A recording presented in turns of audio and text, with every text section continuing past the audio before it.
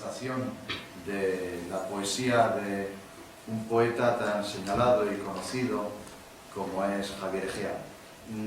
Van a hablar, por este orden, Juan Carlos Rodríguez, José Carlos Rosales, Alfonso Salazar y Javier Benítez. Juan Carlos Rodríguez y José Carlos Rosales hablan en virtud de su conocimiento desde la primera línea de aquel ambiente de los principios de los 80 en donde se forja la poesía de Javier y la de la llamada poesía de la otra sentimentalidad. Y como estamos festejando de alguna manera el 10º cumpleaños de una asociación de poesía como es la Asociación del Diente de Oro, que nació en el 2003 con aquel grito del no a la guerra, y estamos ahora con los gritos de no hay pan para tanto chorizo, en este paréntesis ha tenido el devenir y las actividades esta asociación pensando en la poesía, en el ejercicio de la poesía, en su publicación, en la memoria de la poesía especialmente y de la figura de Javier Egea, y entonces pues daros la bienvenida a este acto y a la propia asociación, cuyo número uno, cuyo socio número uno fue Mariano Maresca, aquí presente, animador, lector, crítico y afectivísimo amigo de todos los poetas de la asociación y de aquel ambiente de la poesía, de la otra sentimentalidad. Y hasta el último de nuestros socios, que es Fernando Cuadrado, que nos acaba de regalar un ejemplar de las obras completas de Javier Egea. Muchas gracias. Tiene la palabra Juan Carlos Rodríguez. Bueno, tengo la palabra, sí, sé cómo funciona esto. Entonces, aquí. ¿Vale? Sí. No vale, ¿no? Sí, sí.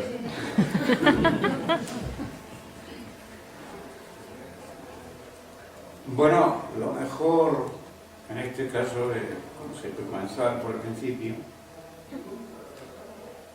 son muchos y voy a ser breve. Vamos a ver.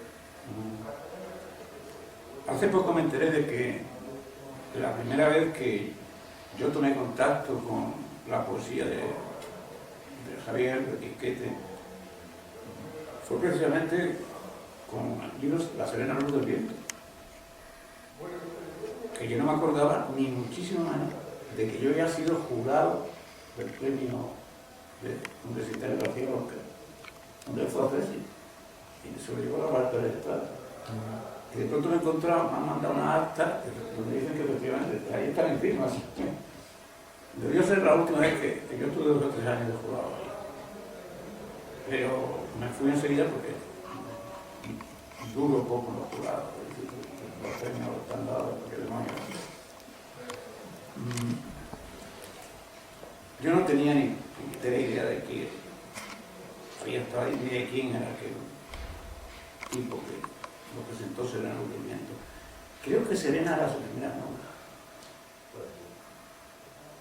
¿Me he enterado? Bueno, luego hubo una cuestión obvia, que es que en el año 74, 75, cuando yo había publicado mi primer libro, me encargaron en la editorial Fix. La editorial Fix era una editorial así de la obrera católica de aquella época. Bueno, mi director era especialista en hacer quebrar las editoriales de Estado. O sea, que editorial, pero salieron 2 volúmenes. La poesía, la poesía andaluza. Salió la de Sevilla, salió la de Cádiz y a mí encargó la de Granada. Y entonces, leyendo a los poetas nuevos de Granada, etc., me encontré con un tipo raro que me llamó muchísimo la atención. Y yo pregunté quién es este Francisco Javier Egea. Entonces, bueno, encontrar en un bar que se llamaba Luis Vela, y yo fui allí con una serie de versos suyos, de poemas, cortados y pegados con celo.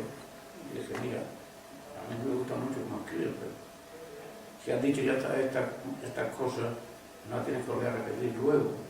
Así que fuimos arreglando los poemas y nos hicimos amigos, empezamos a hacernos amigos de él. Es verdad que en aquel momento los poetas que yo era amigo de verdad era de Carlos Rosales y de Justo Navarro. Curiosamente con José Carlos Rosales, por ejemplo, con Justo no se me llamaba, pero con José Carlos he tenido muchas más amistades íntimas que con Enrique. Con Javier hemos sido muy amigos, pero de casa afuera. Mientras que José Carlos, por ejemplo, está en su casa, miles de veces, y la mía, etc. Yo estoy solamente media hora en casa de Javier, en la casa de recogida, buscando revistas sobre el tanto. Cuando hicimos el libro, nada. En la mía se hace mucho. Bueno, sí. También aparece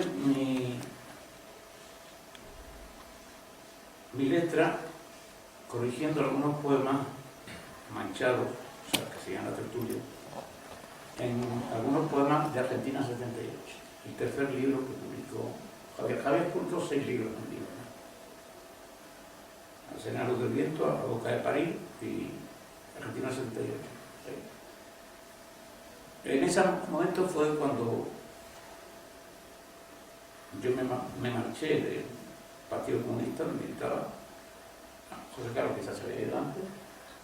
Y sin embargo, Luis García Montero y Javier entraron, no sé, fue muy divertido porque decía Javier, coño, esto parece un autobús. Entramos y salimos. Y todavía yo daba clases en Puentezuela y él me esperaba en un bar que había bajando a la derecha, en la primera calle, saliendo de Puentezuela, la primera de Bocacalle, en el mismo. Y allí, por ejemplo, fue donde yo daba clase hispanoamericana, en ese momento de literatura hispanoamericana, y él me ponía la gramola, el tocadiscos, a toda marcha para joderme la clase, para que saliera pronto a tomar una cerveza con él.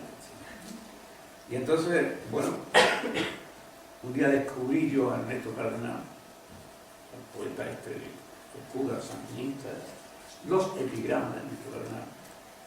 Y se lo enseñé a Javier, y que le encantaron, y fue una de las cosas que quedaron siempre en esto de la otra sentimentalidad. Cuando vemos la novela de Raymond Chandler, El largo adiós, lo de Pasolini, que aparece la historia de Althusser y otras cuestiones. Luego, otra vez, pasaron los años y estaba yo corrigiendo exámenes en la facultad allá arriba, en Cartuja ya, y llamaron a la puerta de mi despacho, yo estaba sudando, era en junio, y era Javier, que me trajo, dice que vengo de la isleta del Moro, que tú no ni sabías esa isleta del Moro, el viaje del famoso. Y me enseñó el libro que traía. Le dije, mira, no, lo bueno que era y lo distinto que era antiguo. Entonces le dije que cómo le pensaba llamar a aquel libro. Me dijo que pensaba titularlo La Atalaya de Onam, porque no había estado solo allí en la pensión aquí de la isleta, no había más que 4 marineros viejos, una señora vieja que hacía de la comida. La Atalaya de Onam, digo, mira, esta maravilla, ¿cómo se la llama la Atalaya? Entonces, había una cita, es que era especialista por los títulos, porque mira que es malo a boca de parir, pero es que la Atalaya de Onam ya hubiera sido la europea. Y entonces yo le dije, vi que había una cita de César Pavese, Tropomar y este tipo de libros. Y además, allí sentado después por la noche, le dije, mira, te está confundiendo todo el mundo con Julio Alfredo Ejea, poeta de Madrid, Y le está confundiendo con uno y además tiene un nombre que parece un pretendiente carlista. Todos los carlistas se llaman Javier, Francisco Javier, Carlos Javier, o algo así. Y entonces, bueno, le dije, quítate Francisco, coño. Y afortunadamente yo le quité el nombre a él, puse el primer nombre, Javier, y le puse el título del libro. O sea, y además me encontré una carta, mira, ahora que me han mandado, una fotocopia extraña, donde yo digo, una carta donde yo le mando a Félix Grande, entonces era director de la práctica de cuaderno hispanoamericano, le mandé ese poema, y me contestó a los 3 días, a los 2 días, diciendo, estoy impresionado con esto. Y yo contestó, efectivamente. Después de la presentación de Otro Gomare, que fue, después de Otro Gomare, fue cuando ganó el premio por el Paseo de los Tristes, cuando Luis también ganó el Adonai con el Jardín Extranjero, cuando Luis Álvaro escribió Tristia, cuando hicimos el libro de Granada Tango, Mariano fue fundamental. Y yo creo que toda aquella primera historia de la otra sentimentalidad, como ya tengo escrito, se acabó en torno al año 84 o algo así, menos. Cada uno de los poetas eligió su camino y siguió su camino y se acabó, y cada uno se vive. Después del único premio que dimos en la tertulia de poesía, aparte del tango, que ganó él con Noche Canalla, luego hicimos un premio de poesía en general y se lo dimos a una chica que desconocíamos, Pilar Caballada, y estuvimos trabajando, ¿no? Estuvimos comiendo, creo que la única vez que he comido con Javier. Estuvimos comiendo varias veces, 2 o 3 veces en Jurado, juntos. Creo que es la única vez que he comido con Javier. Estaba Ángeles también, y no me acuerdo en Mayán, porque sí. Y luego un tiempo, claro, que yo ya estaba preparando, publiqué otros libros, la norma literaria, la introducción a la literatura hispanoamericana, etc. Y fue cuando él decidió psicoanalizarse. Con un psicoanalista de Málaga, que había sido también discípulo mío, alumno mío. Había sido médico y luego se hizo alumno mío, por todo el psicoanálisis. Hilario Cid, que por él ha muerto. Y yo acababa de publicar en la revista de Mariano, en Olvido de Granada, mi artículo sobre el vampiro y esto, que aparece en el Raro de Luna, me ha tocado de Ala, el dueño de la noche. Y en las notas, en las cuadernos aparece, debo consultar otra vez con Juan Carlos esto del vampiro y tal. Yo presenté también el Raro de Luna, pero no fue una buena presentación, ¿no? En aquel momento no teníamos mucha relación, no sé por qué, pero estamos como un poco al margen. Bueno, yo estaba al margen de todo el mundo y él también vivía un poco al margen. Hasta que, bueno, establecí mi casa en Silencio 4, en la calle Silencio, con Ángeles, y entonces él venía mucho allí por las noches con Susana Oviedo, que aunque él lo negara, era su mujer. y bueno, y hablamos de Góngora, y fue allí cuando encerraron en Luna, y una noche le dije, ya en la nueva casa, nuestra, en Balminares, la avenida Pablo Picasso, donde él solía venir mucho. Yo le dije un día, estábamos hablando de la canción de Rubén Blades, El diente de oro. Le enseñé un artículo de García Márquez, donde García Márquez decía que hubiera dado un par de novelas suyas por haber escrito esa canción. O sea, El diente de oro tiene muchas connotaciones, pero una de ellas sin duda es la canción de Rubén Blades. O sea, pues, lo siento, pero la asociación del diente de oro tiene mucho que ver. Eso está clarísimo. Eso era más claro que nada. En aquella época, pues, empezó a escribir cuentos, famosos cuentos chinos. El chino en parte de Exactamente. Y algunos otros que ahora aparecerán. Me dijo que quería escribir novelas. Y yo le presté una serie de novelas antiguas de Stefan Zweig y de Vicky Baum y esto. De Tolstoy, claro. Pero básicamente él se dedicó con Susana a los recitales y al teatro. Ya. Hubo una época de más acercamiento que fue con el grupo, 3 chicas que formaban un grupo que se llamaba Aurora Roja en la Facultad de Letras de Madrid, que hacían por las tardes,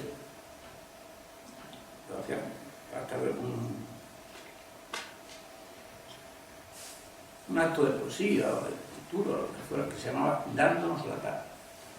Y alguien venía y les daba la tarde. Entonces Javier estaba más o menos conchavado, liado con una de esas. Tanto es así que incluso fue a mi clase, que es lo más asombroso del mundo. Porque, por ejemplo, sus amigos del otro lado, de la otra banda, que eran también sus amigos, tenía todas otras vidas, todas superpuestas, que es decir, Enrique Morón, Juan José León, etc., hicieron la carrera de filosofía, mientras que él no quiso ir nunca.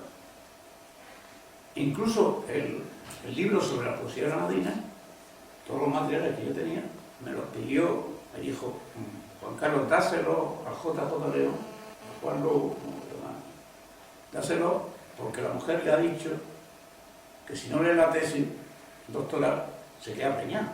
Y esa es la mayor amenaza que puede tener. Y es verdad, hizo una tesis fallecido también.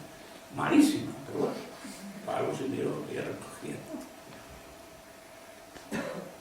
Y luego, pues, no tengo más que contar que un día salí a comprar periódicos en el verano del 99, para los periódicos, y me lo encontré con Elena. Y al lado de mi casa, allí en mi casa, en la Plaza de Concordia. Y en un bar, estuvimos tomando unas cañas, ¿cómo te va? Y entonces me dijo, pues nada, muy bien, me voy a Barcelona a despedirme de unos amigos. Claro, yo no tenía ni puñetera idea de lo que significaba despedirse de uno. Entonces, nosotros nos fuimos a Carbonera y de pronto un día ahí estábamos tan tranquilos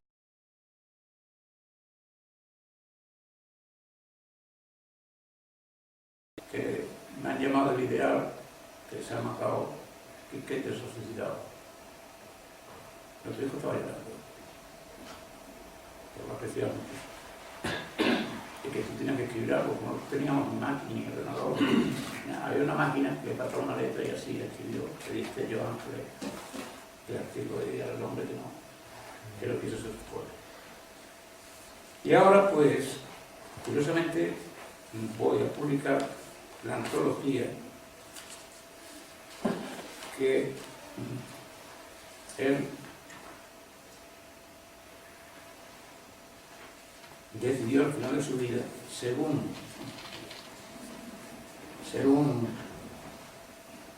me ha contado José Antonio García Sánchez, Luciano, que estuvo con él la última noche, la antología que el título Soledades.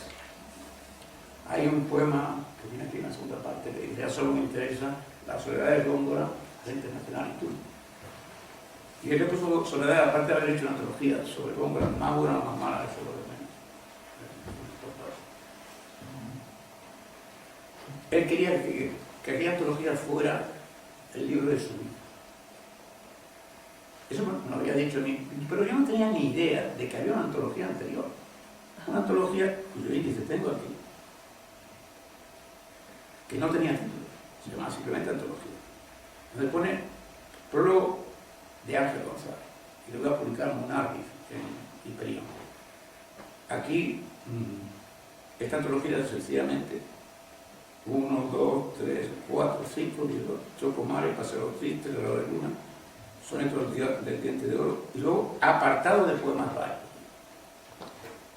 Romance a Federico, 19 de mayo, Noche Canalla, Mi vida, La casa de infiel, Casa de los mascarones, Sombra chinesca, Recuerdo de Pablo Neruda, Un día feliz, Epigrama a Ernesto Cardenal, y Argentina 78, que no dice cuántos. Y luego, apartado de poemas satíricos y festivos, que son los que todos se conocen, como Las copas de Carmen Romero, etc. Mientras que esta antología primera no se llevó a cabo nunca. No solo porque Ángel González no escribió el prólogo, porque Munari no se interesó, sino porque tampoco a él lo vio muy claro. Porque de pronto él, a través de esta primera antología, de este esbozo, hizo esta segunda, que como ustedes verán, el índice que viene ahí en su foto, pero yo lo tengo entero. Aquí son 3 páginas de índice, no lo podemos ver, pero estas soledades, aquí sí que viene desde Serrano del Viento, que trae 4 poemas, A Boca de París, que tiene 5, Argentina 78, otros 5, luego está Entero Trocomar, Entero Paseo de los Tristes, Entero Paso Raro de Luna, como hasta 90, no viene Los Dientes de Oro. Luego vienen otros poemas divididos en sonetos, romances, canciones, epigramas y sueltos, que terminan, los sueltos terminan con Un invierno en Mallorca, que es el final, que no es un final, porque Un invierno en Mallorca es el título de la novela de George Sand, que estuvo en Mallorca con Chopin. Un invierno en Mallorca, polonesa, era parte de un libro mucho más amplio que él quería dedicar a la música, que se llama Requiem. Lo mismo que los sonetos del Diente de Oro están basados en La Mil y una Noche, aparte de Luna Plata, él hizo varias, quería dedicar un libro exclusivamente a la música, que la poesía se convirtiera en música o la música en poesía. Y entonces ese libro se llamaba Requiem.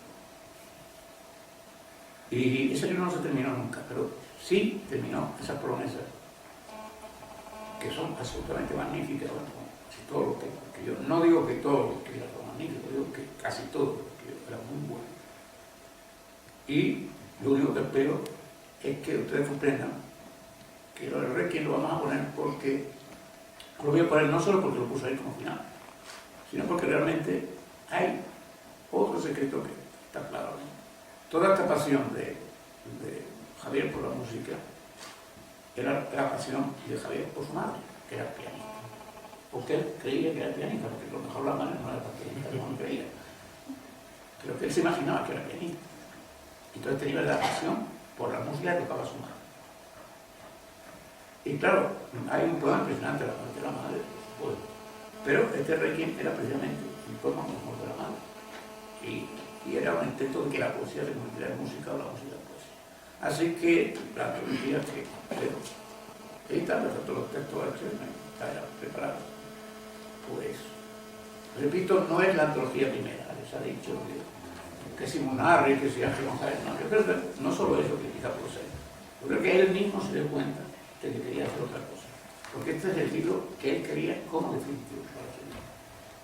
Esperemos que aunque está el Diente de Oro, que en 1970, 1909, los Dientes de Oro, pero vamos, yo lo aclaré todo. Bueno, esto es lo que tenía que decir. Muchas gracias por su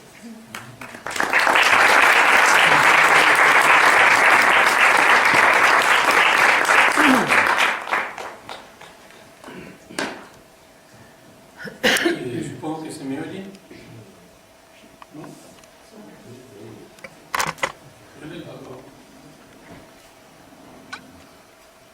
Bueno, ¿se me oye? Parece ser que no a través del micrófono, sino directamente. Bueno, en primer lugar tengo que, por un lado, agradecer al Diente de Oro que haya contado conmigo en una celebración tan entrañable como esta de un primer 10º aniversario. Pero luego también tengo que pedirle disculpas porque yo no pude venir a las sesiones del lunes ni del martes, porque tenía compromisos personales y familiares. Me hubiera gustado mucho estar aquí, bueno, aquí no, en otro lugar, pero bueno, en este ciclo, el lunes de esta semana, para leer un par de poemas de Javier Egea, que Al fin y al cabo es básicamente lo que va a consistir mi intervención, con algún pequeño comentario sobre estos dos poemas, porque tengo una especie de sentimiento encontrado. Primero, la satisfacción de estar en una reunión de amigos, hablando de alguien querido y hablando de poesía y de literatura y de sentimientos. También siento algo de incomodidad, porque en realidad estamos hablando de alguien que ha muerto, es decir, estamos hablando de un muerto.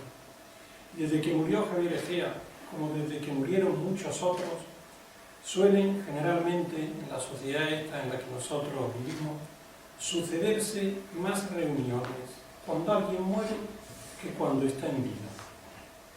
Entonces por eso tengo una serie de sentimientos encontrados, porque muchas de las reuniones que se están celebrando alrededor de la figura y de la obra de Javier Egea en los últimos 10 años, él hubiera agradecido muchísimo que se hubieran celebrado antes.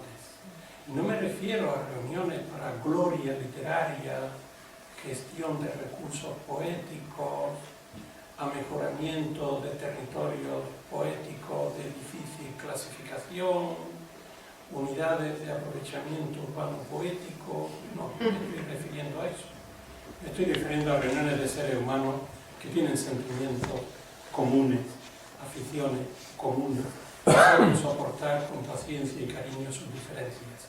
Eso es lo que a Javier Egea y a tantos de nosotros nos gusta celebrar cada día. Y muchos no lo gozan en vida, sino que disfrutan, entre comillas, después de muerte. De manera que no sé si mi comentario será un comentario improcedente, pero bueno, yo lo hago entre amigos, con el cariño y el reconocimiento que me merece esta iniciativa y la Asociación del Diente de Oro, que tan generosamente cuenta conmigo casi siempre que puedo. Pero ya que se ha hablado de cronología de hace 10, 20, 15, 25, 35, 40 años, en algún momento me parece imposible que yo haya vivido hace 40 años, ¿no? Es que es una cosa que muchas veces me resulta incomprensible, ¿no? Sí, eso no resulta todo. Pero mientras que yo lo digo, hay otra gente que la cosa no lo dice, no, es que a mí me resulta francamente, tendría yo que ir a algún sitio de documentación para ver que efectivamente han pasado 40 o 50 años, porque me lo acabo de creer, ¿no? Pero de todas maneras también en las cuentas cronológicas, parece ser que en este país también nos equivocamos en esas cuentas cronológicas, porque alguien ha estado hablando de que, creo que era Ignacio, sobre que a principios del año 80 empezó, no recuerdo si has dicho, una reflexión, un cambio, una nueva orientación poética. No, eso no es cierto. Es cierto y no es cierto. Es decir, cada año acontecen renovaciones poéticas. Todos los días y a todas horas. En Granada, Javier Egea, ya lo ha explicado Juan Carlos, se remonta a los años 70 y a los últimos años 60. Es decir, que estamos casi hablando de hace 60 años, 50 y tantos, en fin, un disparate, una barbaridad, algo muy aburrido. Yo cuando tenía 20 años y veía a una señora sentada en una mesa hablándome de lo que había ocurrido hacía 40 o 50 años, yo en el momento que me levantaba y me iba. Ahí, lo más moderno que yo podía soportar era lo del año pasado, lo de hacía dos. A cerrar. No, perdona, que ya cerrar, no, yo lo respeto y tal, pero yo me enteré que había guitarristas en los Rolling y en los Beatles que tenían 22 y 23 años y decía, ¿qué hacen estos viejos? Pero bueno, quería matizar eso de que algo empezó en los años 80, porque creo que algo empezó en los años 80, en el 81, en el 82, en el 79, en el 78, en el 70, en el 69. Luego la carrera de la vida hace que unas cosas vivan más que otras, o que se fundan, o se vuelvan mestizas, en fin, la vida es mucho más rica que una fecha y que establecer un acontecimiento así. Pero oído que Juan Carlos se ha referido a los libros esos de los que menos se habla de Javier Egea, porque cuando yo tenía 17 años, Javier Egea ya llevaba, pues no sé si décadas en el mundo de la poesía, pero esa era la sensación que a mí me daba. Lo sabía todo, lo había leído todo, conocía todos los registros, los versales, las estrofas poéticas, las referencias literarias, los ritmos, el endecasílabo, el romance, el verso libre. Solamente me llevaba 2 o 3 años. Yo cuando lo veía a él no me creía que tuviera 1 año, 2 o 3 más que yo. Yo me creía que era un poeta mayor de edad, mayor también poéticamente, pero sobre todo un poeta mayor, entre otras cosas porque él iba de copa y hablaba de tú a tú con Rafael Guillén, en fin, con todos los grandes poetas mayores. Era amigo de Elena Martín Vivaldi, conocía a todo el mundo y yo francamente pues era un salvete que no tenía ni idea de nada, aunque empezaba a tener idea de algunas cosas. De verdad que me resulta muy difícil todo esto, ¿no? Porque es muchísimo tiempo, imposible de reducir a una sola frase y sobre todo imposible establecer en todo ese tiempo una única frontera antes y después. Porque eso de establecer antes y después nos pasa a todos los seres humanos, sobre todo cuando somos jóvenes, somos muy soberbios, no sabemos controlar algunas pulsiones un poco neuróticas. Y me he acordado, mientras estábamos hablando aquí, de una canción de Jorge Drexler, esa canción tan magnífica que tiene Jorge Drexler sobre Jerusalén, sobre el moro judío, con letra de Chicho Sánchez Ferlosio, una canción magistral. Y hay una estrofa, él se refiere, bueno, a los países, a los pensamientos políticos, pero creo que se puede aplicar a todos los seres humanos. Dice: yo me habré ido rumbo también del olvido. No hay doctrina que no haya creído, no hay doctrina en mi país que no se haya creído el pueblo elegido. ¿Qué poeta no se ha creído el inaugurador de una tradición? Pues esa es la servidumbre entre los poetas. Luego la realidad nos pone en nuestro sitio y como generalmente los poetas se mueren antes de tiempo sin haber recibido lo que deberían haber recibido en vida, pues está bien que haya este tipo de reuniones. Ya no tiene arreglo que lo hubiéramos podido realizar antes de que él se muriera. Voy a leer 2 poemas que, como todo buen poeta o como poeta responsable, se vinculan con el lugar, porque uno de los múltiples registros y presupuestos de la poesía de Javier Egea era también ser un poeta del lugar. No me estoy refiriendo a poeta localista, a poeta provinciano, a poeta de la fuente del pueblo, poeta de la gloria local. Estoy hablando de poetas del lugar. Los poetas tienen un lugar y algunos lo olvidan. Javier Egea no. Este poema creo que no hace falta que diga con qué lugar próximo se vincula. Es un soneto, el último de los 4 sonetos que abren el raro de Luna. Y por supuesto, todo este libro, el raro de Luna, está lleno de muerte. En este poema hay esa especie de, no sé, de vértigo del final. No quiero decir que estuviera aludiendo a nada, sino que simplemente la muerte es uno de los grandes temas poéticos de cualquier poeta serio o responsable, en Javier Egea también. Por los peldaños húmedos cautiva, mira la luz manchada del destino. Yo de un túnel de oro peregrino, tú en los brazos del agua fugitiva. Atrás los surtidores, la festiva soledad de los puentes sin camino, el agua negra dentro del espino, los estanques del sueño a la deriva. Si por allí pasé, si tu escalera avecinó sorpresas en mi herida, también puso la sombra donde vivo. Pero ya cicatriz de tanta espera, miro la luz, también su despedida por los peldaños húmedos cautivos. Y el segundo poema que voy a leer es un poema que también está vinculado con el lugar, pero en este caso también con el lugar humano, porque estos poemas que escribió Javier Egea en Granada, lo último que publicó, en esta época en la que escribía estos poemas en Granada y en otros lugares de Andalucía, había muchos poetas que se habían planteado volver a la canción en la línea del cancionero del siglo XV, pero también tomando la canción tal como la había usado Juan Ramón Jiménez o el mismo Lorca. Es decir, había un equilibrio entre vanguardia, tradición, cultura popular, literatura culta. Y en Granada, no quiero dar nombres, pero los libros están publicados en años muy próximos al verano, y hubo en esos libros de poemas un grupo de poemas jugando con la canción.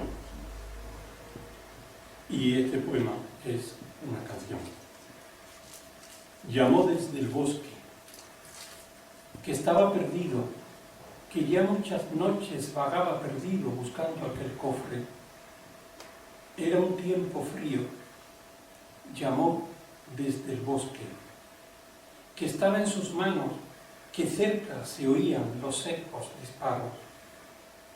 Llamó desde el bosque, que lo encontrarían muerto sobre el lago al emboscado. Muchas gracias.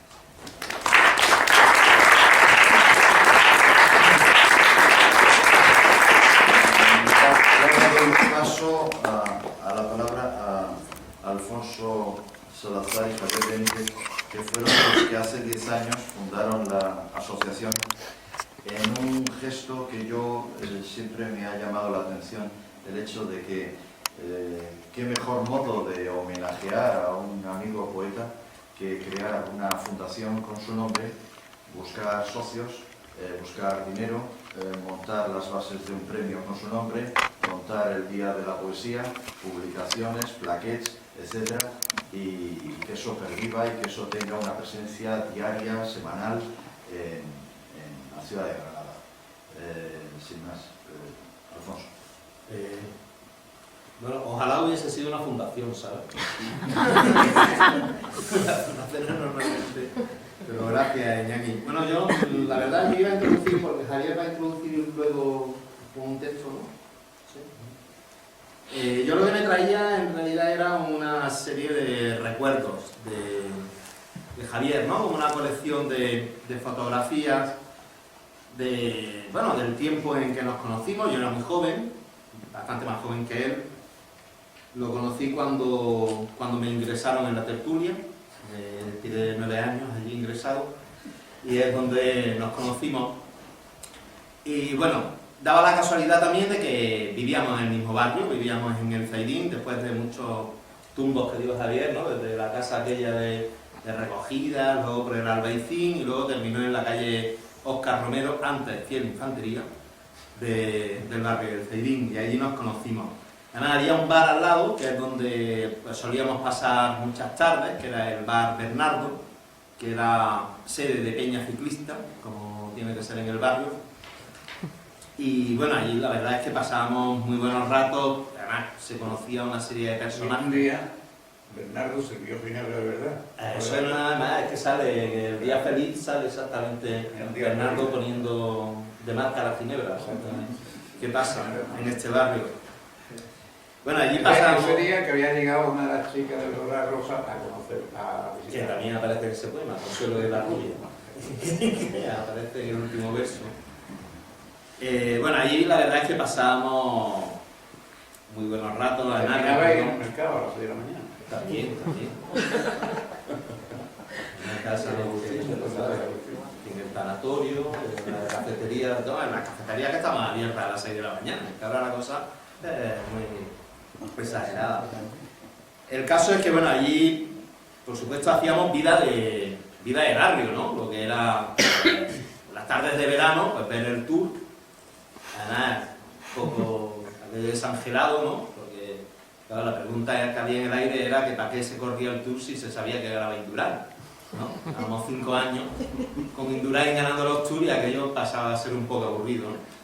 O ver, yo qué sé, te acuerdas partidos, por ejemplo, de la última jornada de Liga, cuando siempre el Cádiz estaba jugándose el descenso y Javier, el fútbol no le interesaba en absoluto. Fue una vez al fútbol, pero lo hizo una vez. Pero vamos, no tenía... De hecho, Pero yo era nada 4-0 más casi. pero fíjate, el remate de la historia, el fútbol no le interesaba, bueno, el fútbol, el deporte en general. Creo que una vez estuvo un tiempo con un gimnasio. Pero vamos, el deporte en general le interesaba más bien nada. Pero antes de una vez seguir teniendo unas pistas polideportivas Javier de Gea. Eso se entera que quiere algo. De dedicar Era una pista, coño, había una biblioteca, un bar, era ciclista, eso de esa se van paseando. Total, la verdad es que allí pasábamos muy buenos ratos, luego pues, salíamos... Nos íbamos por el Cádiz, ¿no? Creo que lo del Cádiz era interesante, era porque jugaba por aquel entonces un delantero centro que se llamaba Verticia, que era totalmente calvo y alopécico, Sí. y ese era su favorito, Que creo. mamá. Mr. Proper. Pero Ese era su favorito, quizás por el personaje extraño, ¿no? de ese delantero alopécico. Y bueno, y solíamos luego pues, salir por el barrio, ya nos perdíamos en muchos de esos bares. La verdad es que aquello lo que eran lecciones magistrales continuas, ¿no? Porque lo mismo hablábamos de las habitaciones de Luis Aragón, que había otra que terminábamos hablando de un corto de Chaplin o de su aventura en el psiquiátrico, ¿no? Aquella, que yo creo que la mayoría se la inventaba, ¿no? Pero le quedaban muy bien. Aquella, recuerdo una maravillosa que era una interna que fregaba hacia adelante, ¿no?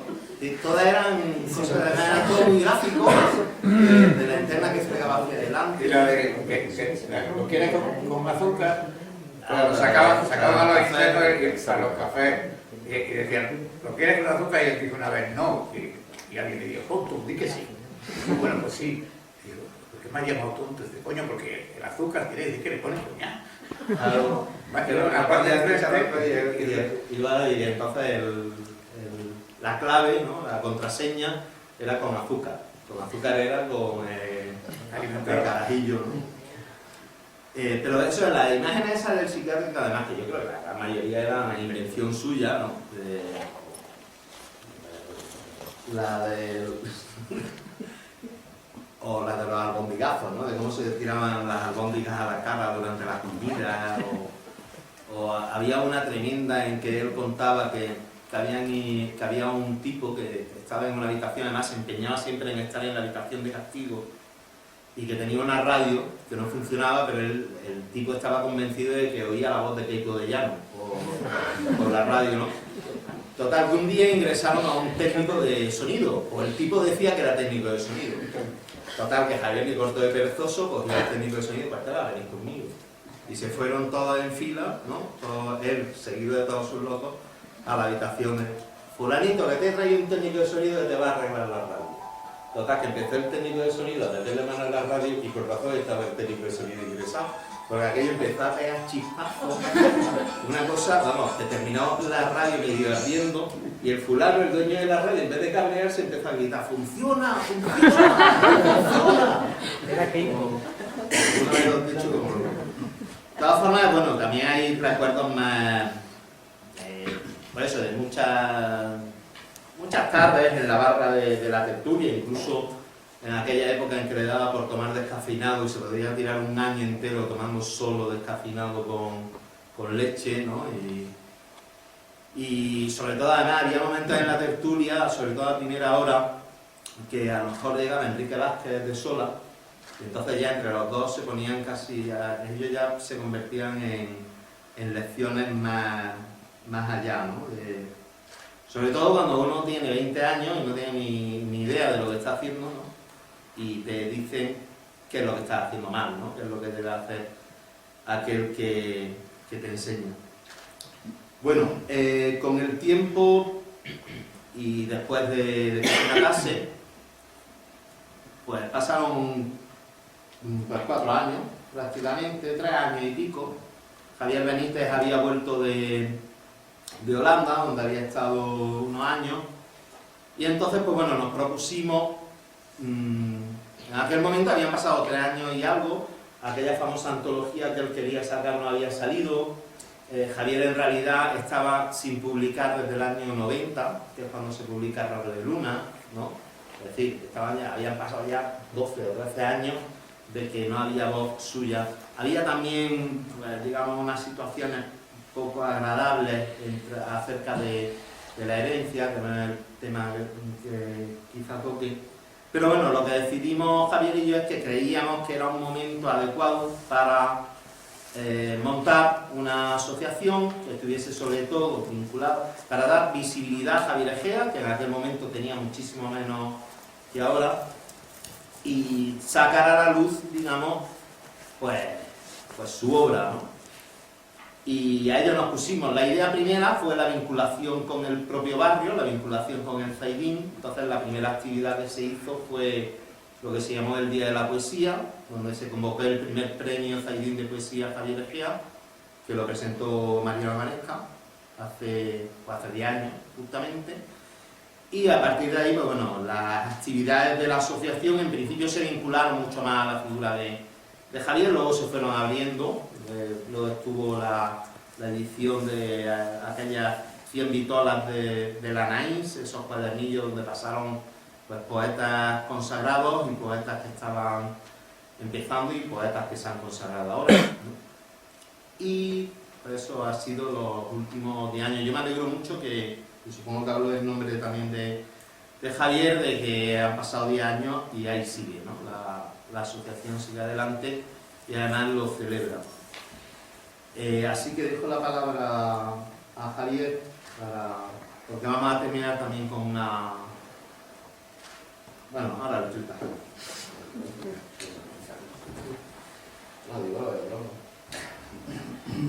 Bueno, pues buenas tardes, gracias a la asociación por invitarme a estar aquí con todos vosotros esta noche. Alfonso ya ha contado cómo fue ingresado en la tertulia y cómo compartía el vecindario con Javier en el Zaidín, con lo cual me ahorra toda esa parte porque fuimos ingresados en la tertulia al mismo tiempo y también fui vecino del Zaidín. Juan Carlos me ha dado hoy una alegría, que yo no tenía noticia de que él estaba preparando la edición de Las Soledades, porque precisamente el texto que yo había preparado va en torno a esas soledades que Javier quería ver publicado como un libro aparte, en el que se reflejase los poemas que él consideraba merecedores de pertenecer a su imaginario personal y también con la intención, según él mismo contaba, de poder seguir escribiendo. Necesitaba ver ese libro publicado para poder seguir en el oficio de poeta. Yo había escrito un texto titulado Soledades entre dos sombras o Quisquete 3.0. Yo no sé, Javier Egea, cómo se hubiese tomado el verse en las redes, el verse en un blog que vamos a presentar esta tarde, sabiendo su animadversión hacia las tecnologías, incluso hacia el siglo XXI, siglo que por cierto se negó a ver. Viene sabido... Perdón un momento, el que no hemos aclarado, Quisquete se llama Quisquete por Francisquete, o sea, porque en su familia de niño, como se llamaba Francisco, le llamaban Francisquete, y ahí salió Quisquete, y menos mal que se lo quitó el Francisco, pero Quisquete no se lo quitó, ¿no? Yo sé lo Quisquete con la José. Bueno, pues efectivamente ya Juan Carlos ha contado que el título que Javier había elegido era el de Soledad de 1970-1990. Javier se captaba con cierta sorna e ironía sobre sí mismo, como también ha comentado Juan Carlos, de que la historia de la poesía española quedarían para siempre las tres soledades, la de Góngora, las de Antonio Machado, autores fundamentales para el poeta, y por supuesto las soledades de Javier Egea. No estaba mal como planteamiento. En los dos volúmenes de la poesía completa de Javier Egea, publicados por Barleby Editores, se nos presenta, a modo de notas al texto en ambos libros, la selección de poemas que el autor había preparado para esa antología. Aunque el intento de los editores pudiera ser loable, el hecho de que el lector tenga que hacerse una composición de lugar sobre cómo hubieran sido esas soledades, hojeando una y otra vez las notas desperdigadas por los dos tomos publicados por Barleby, considerados hasta ahora la poesía completa de Javier Egea, no nos permite ver con claridad la recopilación sobre la cual Egea escribía en la última anotación de sus diarios, diciendo que tenía puestas sus esperanzas de escritura futura en la publicación de sus soledades. Les leo la cita. Tengo ganas de ver ese libro en la calle. Quizás esa recopilación, leída con detenimiento, me aclare las ideas para seguir escribiendo. lo necesito. Esta anotación está fechada 2 años antes de su desaparición, es decir, en 1997. La selección hecha por los editores de Barleby abarca poemas de sus 6 libros publicados en vida, así como de algunos poemas sueltos aparecidos en antologías o revistas y unos pocos inéditos. La última ocasión en la que estuve con Javier Egea, y aquí entro en el plano personal de recuerdo de él, fue en mayo de 1999. Como bien ha dicho Alfonso, yo por entonces estaba como holandés errante, pasando unos años en Ámsterdam, pero en 1999 vine a la Feria del Libro de Granada y coincidí allí con Javier. Estuvimos paseando por la feria y entre las casetas me comentó que en su libro Soledades, un libro que efectivamente tuvo 2 partes, esa primera parte, que es la que se prepara para la edición de Hiperión, con prólogo de Ángel González, que no llega a cuajar. Bueno, esa no lleva el título de Soledad. ¿No lleva el título de Soledad? Yo tengo aquí el original, el original de la primera antología, y aquí no hay más. Solamente antología. Con antología, prólogo de Ángel González. Claro, a mí es que, y además es mucho más amplia que la que después... Vamos, bueno, es mucho más. es nada. Ya, pero que no basta los 3 libros, principales de Javier, y los que ya ves completo. Pero claro, lo que ocurre es que yo pienso, estoy convencido, por muchas razones, que esto fue, la antología fue una antología, un intento de una antología. Pero cuando él pensó en dejar un libro de su vida, amplió la antología y la convirtió en Soledad. Sí, no, él toma lo de... Y ya se acabó Ángel González, se acabó Sí. cualquier historia. Y lo toma hasta el 90, que es la última publicación suya. Ya Sonetos del Diente de Oro es como, para él era como una nueva etapa de creación. Sin embargo, aquel día en la feria, Juan Carlos, ¿qué te decía?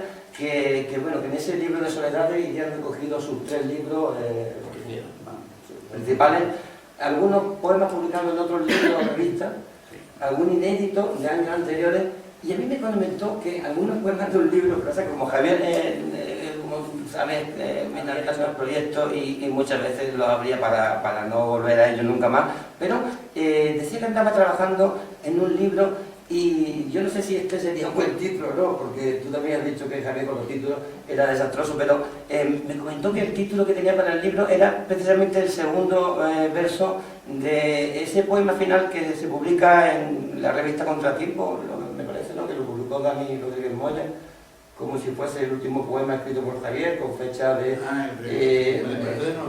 claro.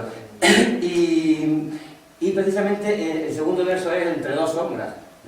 Pues es decir, estaba trabajando en un libro con ese título, con el título de Entre 2 sombras. Me lo comentó, pero ya tampoco sabemos qué caso le podemos hacer a aquello. Pero en realidad sí es interesante ver que este poema, Entre 2 sombras, es el último en el que Javier dio el visto bueno para su publicación. Eso sí, eso está claro, ¿no?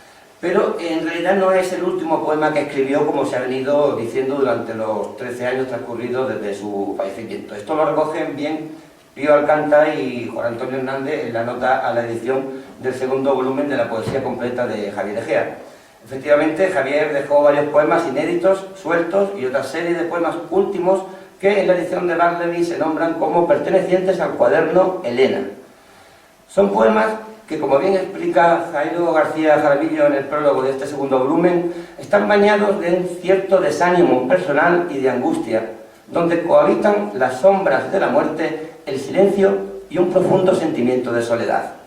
En esos poemas conviven el amor y su reverso, la soledad, que aparece representada en forma de sombras. ¿Qué representan esas sombras? ¿Por qué el poeta se despierta de nuevo entre 2 sombras? Recordemos algunos de los versos de sus 2 últimos poemas escritos y fechados con fechas de julio, alrededor del 6 de julio de 1999. Me iré por donde estaban las miradas de otros. Miré los pozos y las sombras, y eran en la parte que me queda del corazón también una parte tuya. Y ella tiene, sobre todo, el humo de mi soledad. Es decir, las sombras y la soledad, las sombras, en un diálogo constante. Según anotaciones de su heredera, de Elena Capetillo, los restantes poemas que componen el cuaderno Elena están sin fechar, pero corresponden al periodo diciembre 1998, marzo 1999. Bueno, recapitulemos. Hasta ahora tenemos una posible intención de libro por parte de Javier Egea con poemas que estarían escritos entre el 96 y el 99, siendo los últimos fechados el conocido como Me desperté de nuevo, con fecha 22 de abril del 99, y los pertenecientes al cuaderno Elena con fecha de julio del 99. Alfonso, si quieres, conecta en la pantalla. Ahora voy a leer el poema. Me desperto de nuevo, y ya así vamos también a dar paso a mostraros el blog.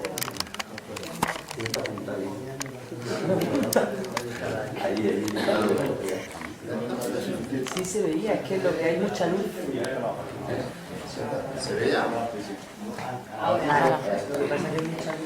Bueno, hace un año Alfonso y yo decidimos, bueno, se nos ocurrió la idea de hacer una serie de lecturas interactivas sobre Javier Egea, un proyecto que en principio presentamos para el Instituto Cervantes, pero con el cambio de gobierno y los recortes se quedó en el cajón del Cervantes, y que hoy hemos traído aquí para presentarlo.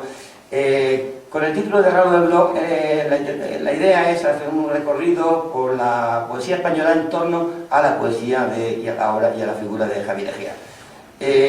La interactividad se consigue a partir de las etiquetas que hemos ido añadiendo a cada poema y de las categorías que nos da o bien poema por año de publicación o bien directamente por artículos, fotografías, ilustraciones, mapas, poemas, vídeos, etc. Lo que hay en el blog son textos y poemas de Javier, vídeos de entrevistas, temas musicales que han hecho con poemas suyos, noticias en medios de comunicación, fotografías, imágenes, etc. Y la idea es abrir la lectura de manera que el público asistente a las mismas pueda decir, pues mira, me apetecería que vieseis algo de lo que publicó Javier en 1990, porque yo entonces fue cuando lo conocí, pues solamente sería hacer clic en la etiqueta del año y podríamos elegir uno de los poemas de ese año. Pero, como decía, vamos a recordar ese poema de Me desperté de nuevo entre dos sombras. No quedaban palabras en mi memoria. Con los dedos a tientas las fui palpando, sus ojos enemigos, sus secos labios, el mapa señalado, los hondos cráteres, corazones escritos con soledades. A su fiel prisionero siempre velando, mis compañeras sombras de tantos años. Ellas, que me robaron la luz de un sueño, ya no piden rescate por mi secuestro. La interactividad con el blog nos permite, por ejemplo, poder oír el tema que musicó Enrique Morente y que presentó primero en el Festival Internacional de Tango de Granada y después en ese acto, en ese primer día de la poesía, con el cual le inauguramos la Asociación de Elefantes de Oro.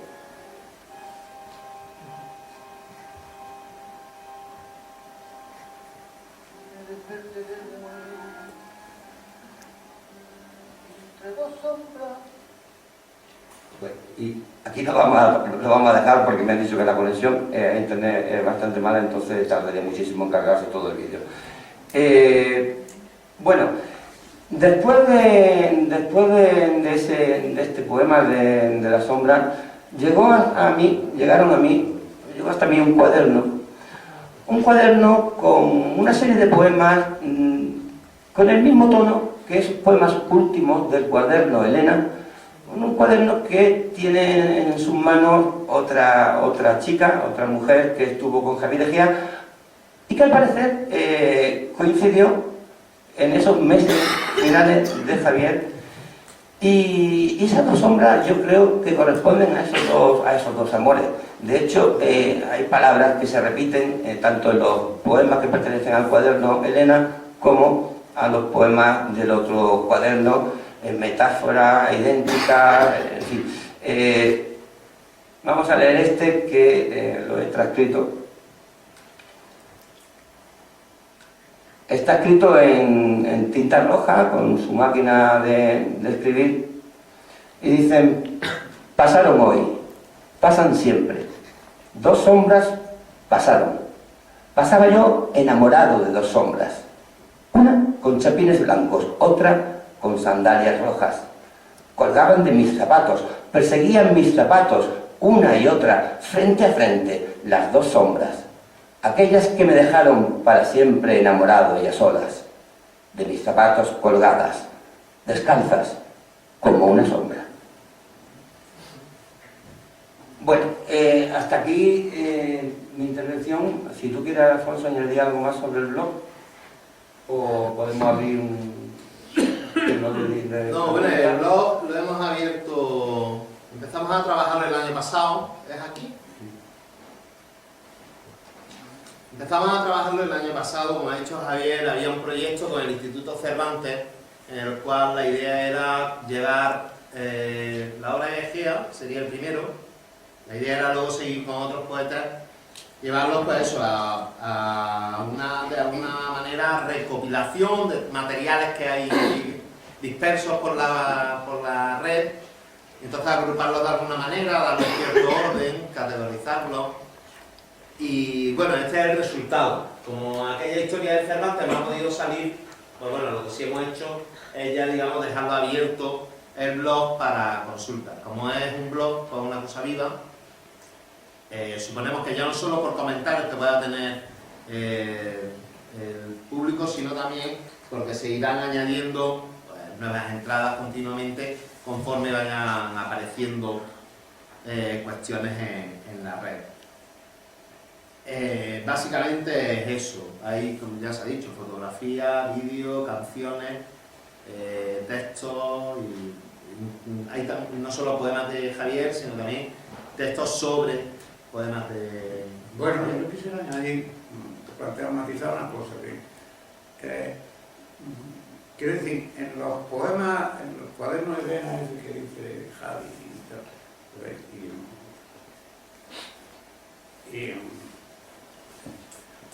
a ver si me aclaro. Quiero decir, en los últimos poemas que escribió Javier Egea, no hay menos muerte, suicidio y tristeza que todo lo demás. Es decir, desde el primero que se publica, que se ha publicado de sus libros, de sus poesías juveniles, tengo que decir, hoy que cumplo 16 años, desde ese hasta el último, su obsesión es la muerte y el suicidio. En todos. Claro, también los que le escribe el cachondeo que tiene con mi libro, el cachondeo que tiene con JJ León, bueno, quiero decir, por más así, bueno, vale, dice lo Carmen Romero. Pero, quiero decir, pero es que la obsesión de la muerte, en que es que la atraviesa desde los 16 años hasta el final, que es que no hay diferencia. O sea, no es que de pronto dijera, mira, aquí estoy con Elena en el último refugio y porque me voy a matar. No, no, si es que he venido tan tranquilo, me voy a despedir de un amigo y se acabó. Como me decía, préstame, ¿estás reído con el chino? Pues decía, porque es verdad que la tenían curada el chino. Pues ya está. Es que, quiero decir, que a Quiquete jamás se puede decir, tuvo una época de alegría, otra época de tristeza, la poesía de Quiquete, lo que sí tuvo fue un silencio, digamos, entre el segundo libro y el Topo Maes, un silencio grande. Y luego a partir del Topo Maes, pues, otro, después del psicoanálisis, que fue cuando escribió la de Luna y de este, pues, que yo creo que es de las cosas que eso se tres etapas, no le pasa a cualquier poeta, tampoco pasa nada. Lo que no me gusta es que convirtamos este homenaje a Javier, con todo el respeto a todos nosotros, es, que decía, otro público, en, ¿cómo diría? En un funeral faraónico, como acaba de decir. Más o menos funeral. Esto no es. Es decir, nosotros estamos leyendo aquí a Javier Egea, como si estuviéramos leyendo a Luis Arnulda, como si estuviéramos leyendo a Góngora. Es decir, es verdad que Góngora, al final de su vida, dice, camina en pensión con pies de plomo, porque Duque no le robaba la pensión, cosa que puede pasar hoy aquí como en Chipre. Pero aparte de eso, quiero decir, no ocurre nada más. Es decir, la misma poesía escribía Góngora en 1580, que escribía cuando se estaba viendo en los años 20 en Madrid. Y entonces, con que hay algo así, parece. Que no hay, que no hay una tragedia que de pronto ocurra su vida. No la hay. Si él se queda aquí en Granada, por ejemplo, pues también me quedé yo. Y si a él no lo citan, oye, ¿quién me cita a mí? A mí lo que me llama la atención de estos últimos poemas es que ese parecer que sí es que ella sigue escribiendo, ¿no? Ah, claro que quería, exactamente. Pero que lo que se ha dicho siempre que sí se quita la vida porque no podía escribir más. No, Mentira. yo creo que son mentiras. Ahora, que sí es verdad que lo hizo muy lúcidamente, muy reflexivamente. Nosotros no somos quien para juzgar una cosa que ni Freud ni nadie puede saber lo que es un suicidio, eso no lo quitó nadie. Te quería hacer una pregunta, tú que le conocías más. ¿Crees que Javier tenía dos sombras? ¿Dos sombras? Sí. En ese poema lo define muy bien. ¿Dos sombras que dos personas o dos personalidades? ¿Cómo? Después reincide en otro poema en que tenía dos sombras. Que vivía con dos chicas. No, dos sombras. Dos No sombras. solo la suya, ¿Eh? sino otra sombra más. Hombre, sombras múltiples tenemos todos. Yo he dicho al final que, bueno, que al final de sus soledades, claro que no son los finales, al final sus soledades son las polonesas. Las polonesas eran un libro que se iba a titular Requiem. Y que efectivamente está dedicado a la madre. Si me quiere decir que hay un recuerdo del Edipo materno continuo en Javier Egea, pues muy posible. Muy posible. Pero como de eso es muy difícil pasar el psicoanálisis a la poesía, porque no hay transferencia, no sé si me explico, la poesía no es una persona que El te habla. psicoanálisis a la poesía es fácil, de la poesía al psicoanálisis. Muy difícil, porque no es muy sencilla, José Carlos. Porque yo que tú hablas, que estás psicoanalista, tú cuando estás con un psicoanalista o con un psicólogo, hablas tú. Pero el sujeto que habla en tu poesía puede ser tú o puede ser el tío que te inventado en ese momento. Yo en un campo de fútbol, por ejemplo, cosa que no imagino, que a Carlos tampoco le imagino un campo de fútbol. Yo en un La campo poesía al psicoanálisis es muy complicado. muy complicado, muy complicado. O sea, eso de la sombra, y es verdad que eso viene del psicoanálisis, es muy complicado. Aunque no lo sé. Y además no creo que nadie que conociera a Javier, eso. Javier era una persona que sabía muy poco, era muy generoso, tenía mucho corazón, pero sus problemas mentales los llevaba aquí, en el codo, y no creo que él tampoco supiera muy bien, porque si no, no se hubiera psicoanalizado hace tanto tiempo. Bueno, que eso que a quien tuvo que aguantar no fue el psicoanalista, sino una mujer que ya está muerta, la laboratorio de Gane Millán, pero bueno, ya casi no quiere más porque hizo matar ahí la casa. Quería preguntaros una cosilla. Supongo que habéis leído todos los inéditos que están compilados en el segundo tomo. ¿Qué opinión os merece, no los inéditos, sino qué opinión os merece que se hayan publicado? Bueno, hay una cuestión en eso que es casi inevitable. Si lo miramos como libro, pues evidentemente se va a ver, como libro unitario se va a ver mucho altibajo, quizá, o más que altibajo, un orden o un tipo de ordenamiento que a lo mejor lleva a los altibajos. Pero si lo miramos como material para el trabajo futuro, es inevitable, él mismo dice, Javier siempre estaba muy cabreado de que publicaban los poemas juveniles de Lorca. Porque decía, esto no es Lorca. Aquí, por lo menos, de los poemas juveniles solo recuerdan ese. Tengo 16 años, que es un poema impresionante. ¿Eh? Ah, bueno, los últimos del ciprés, pero ese no es a lo mejor. Como dice José Carlos, pensando de que que Javier con 20 años era ya un poeta reconocido por Rojo y por la matrícula. Sí, bueno. Entonces, hay que tener en consideración. Calderón de la Barca, Góngora o Lorca, etc., tienen miles de versiones de un poema. Lo lógico es elegir la versión definitiva. Aquí a veces se ha elegido la versión definitiva y a veces dentro te ponen, yo creo que no está mal. Yo lo vi por ahí. Las versiones, Yo, no sé si poemas que él no quiso editar nunca, Ahí. poemas que él desechó, deberían publicarse o no, pero, mire usted, hay una cuestión en la historia literaria que se llama la crítica genética. Es decir, tú tienes una idea, la plasmas una vez, la plasmas 2 veces, la plasmas 3 veces, y cuando la plasmas la 4ª vez dices, coño, ya lo tengo. Entonces tampoco está tan mal para un trabajo. Por ejemplo, si uno piensa, por ejemplo, los escritos juveniles de Carlos Marx, los comparas con los de los años 40, los comparas con los años 50 y luego con los años 70 y vas viendo el desarrollo de un pensamiento.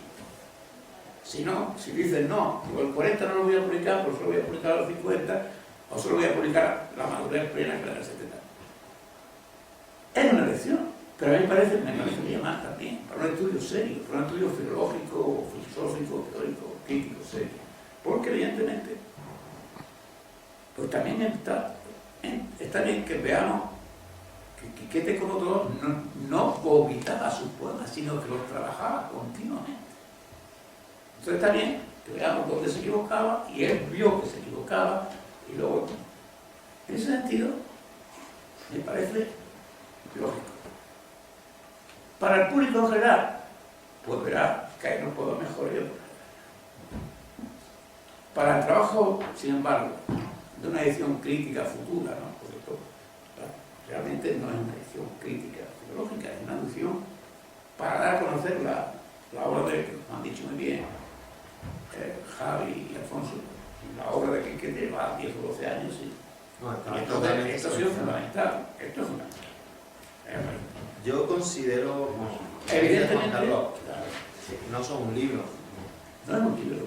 De todas formas, creo que sí, en el espíritu, en el empeño de Quiquete, y lo demuestra las soledades, era muy puntilloso con lo que se publicaba o no se publicaba. Ahora, que puede tener el interés que pueda tener para la filología, Hombre, claro, no va a tener interés para la literatura. Exactamente. Este es el problema, depende de cómo nos enfoquemos. Yo lo agradezco muchísimo, esta edición, porque al ver la variante de un poema y cómo va cambiando, y basta una coma, basta un verbo, un campo semántico, decía Tejada, pues claro, entonces tú vas averiguando lo que el otro buscaba y no encontraba. Eso sí, si es que a mí me da la impresión de que al final hay notas, apuntes que no llegan a ser siquiera versos y que el que ha compilado eso, el editor, ha considerado que eso debe estar ahí. Y yo me pregunto por la ética de Ya, yo no me refiero a lo que tú decías de que, sí, ¿verdad, no? En este verso era tal, ahora eso es curioso y... Es que claro, el problema está en que Me el parece trabajo, básico. eso decía Javier, claro, el problema es, claro, editar un libro de esto hoy en día, ¿quién hay? Pues quería hacerlo aparte de mí, pero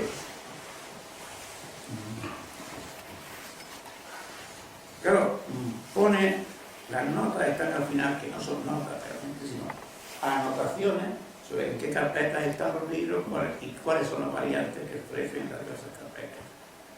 Esto es una razón. Esto necesita una edición crítica, una edición buena. Pero sin estos libros, sin esta obra, no se podía hacer. Aquí están todos los archivos. Entonces, claro, esto es una cosa de trabajo, yo lo comprendo. Para que usted, o para que nosotros podamos disfrutar de la poesía completa y plena de Javier Egea, con su variante y todas esas cosas, para hacer eso, para tener un texto limpio y claro, como que tenemos del Quijote, lo que sea, hace falta primero hacer este trabajo sucio, sacar todos los archivos fuera y decir, esto es lo que hay. Y ahora que venga alguien y que se pase 10 años haciendo una científica de la obra. Yo tengo una opinión no divergente, digamos, concordante. En primer lugar, esto que se ha hecho aquí, en este caso, se ha hecho con otros escritores, se va a hacer con otros escritores, novelistas, bueno, con músicos, etc. Es decir, en el terreno del humanismo hay una corriente o un planteamiento, una zona donde el difunto, el artista difunto, pues entra en su dormitorio, en su cajota, y cualquier línea que haya escrito, pues antes o después se pone a disposición del público en general. Bueno, yo soy de otra manera de pensar. Lo que el escritor no ha publicado o ha dejado preparado para la publicación, yo creo que no debe de publicarse del mismo modo que se publican los otros libros que ya fueron publicados por la voluntad del autor. Es decir, que yo no estoy defendiendo que eso quedara secreto y que no se pudiera publicar. Pero hay formas y formas, no se pueden poner al mismo nivel.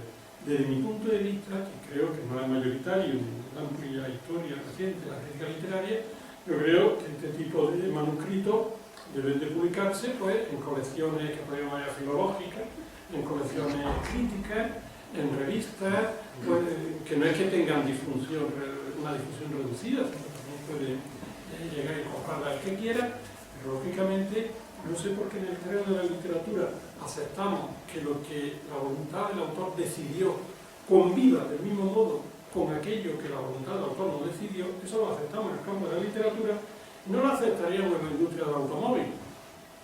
A lo mejor a alguien le parece una comparación excelente.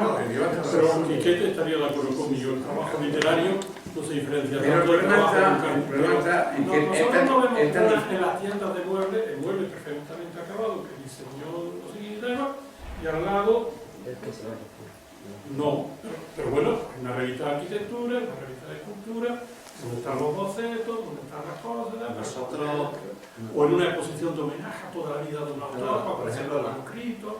Yo creo que después con esto termino de publicarlo absolutamente todo y considerarlo todo del mismo valor, con toda mi prudencia, y como yo me arrepiento después de decirlo, descansa en un planteamiento un poco trascendental o pseudo-religioso de la creación artística. ¿Qué? Sí, bueno, no, religioso no, porque...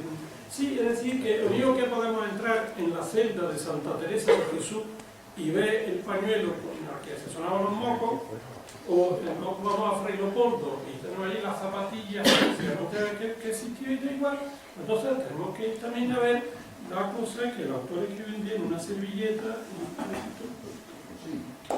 Yo personalmente no me parece bien, pero no estoy a favor de que se prohíba, que se persiga, bueno, sino de que se publique de otro modo. No está publicado. Pues nada, No sé si un poco, pero sí. Pero es que es lo que yo iba a añadir. En el año 2005 la asociación hizo una recopilación de manuscritos y editó un librito pequeño que se llama Un día feliz. Pero claro, en ese libro se tuvo la precaución de decir que aquello era un homenaje, que aquello era una colección de cosas que tenía cada cual. Entonces cada cual tenía un manuscrito de Javier y escribía algo sobre ese manuscrito, se reproducía el manuscrito, pero no había ningún intento de que yo creo que es donde está la cuestión, en cómo se presentan las cosas. Sí, el problema es que, vamos a ver, desde el punto de vista de que alguien, supongamos que yo dirige una tesis sobre Javier y alguien quiere ver todos los textos de Javier. Ahí sí puede. ¿Qué demonios ocurre hoy para publicar poesía o para vender coches? Para vender un coche te vuelves loco, para vender un libro, para conseguir un libro de poesía te vuelves loco. Si has conseguido que Marketing se publique esto, mira, bendito sea el por supuesto, pero siempre y cuando el texto que se publica tenga un valor literario, si él lo había desechado, ya no es. Yo creo que el autor hay toda la razón, que el primer tomo es mucho más unitario, mucho más válido que este segundo. No, y el segundo, la primera parte, sí, que son los publicados. Claro, que son los publicados, dispersos, que están por ahí desperdigados. Perfecto. En los otros hay algunos que no están mal, otros que están bien. Ya, bien. Pero de todas maneras se puede seguir toda la carrera la trayectoria poética. Entonces, si alguien quiere hacer una edición crítica de esto, caray, Casines se pasó de años, si no me equivoco, haciendo la edición crítica de Carlos. Lo de la edición crítica con reparos, porque si se hace una edición crítica, el editor querrá ir a la fuente y pedirá la carpeta azul y la rosa y la marrón y la que tiene la goma, la fofa. Es que si realmente el archivo de Javier Egea estuviese abierto y tuviese a disposición, Me parece que lo hayas dicho tú que tiene autoridad, pero es que lo estaba, me lo notaba, ¿no? Pero si aquí lo tienes ya. Es decir, lo único que dice es que aquí tiene dónde está. Lo puedes pedir, no lo pidas, si no te lo da por allá. De la Fundación Rafael Alberti y por lo visto cuando cerró la fundación ya no se volvió a saber del archivo de Javier Egea. Eso es lo que me preocupa siempre. Como vemos, el terreno de la poesía de Javier Egea está entre la poesía para el gran público, la crítica literaria y la geografía que comenta José Carlos. Es verdad que en aquella publicación de Un día feliz llegaron muchos materiales que efectivamente os van a llegar ahí o seguramente... Sí, no, de hecho en el blog hay bastantes de esos manuscritos. Es otra manera. A mí me dio una vez A ver, tú me el hijo de chicos, un chico que era alumno mío, en que su padre le había regalado un poema de Javier Egea y era intolerable. Era una noche borrachera en casa del padre donde decía que no se entendía la mitad y era un poema buenísimo. Yo dije, esto no se publica. O sea, es que claro, yo no digo que yo defienda o no defienda. No, ya. Digo que es muy útil. Digo que es muy útil. Para un trabajo como tuyo, digo, para... Sí, que es muy útil.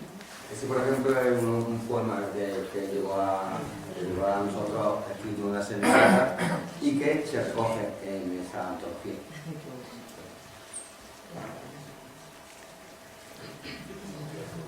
Yo como tengo este nombre que tengo, cuando le escribió algo era muy tópico. Más no la bola, no la cara. No, con perdón, pero este es un poemazo.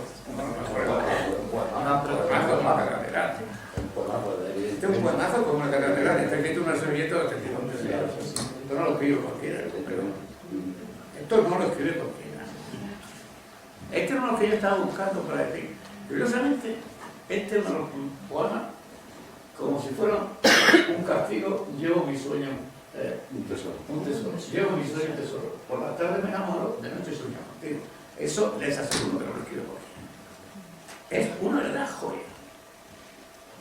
¿Eso me escribe qué? No lo escribe cualquiera. Era una de las habilidades de Javier, ¿no? Claro. Cómo cogía el tono ese tono de Que canción. curiosamente, simplemente una canción, curiosamente de la época, posiblemente de la época. Los años 60, a finales de los años 60, era uno de sus registros fundamentales.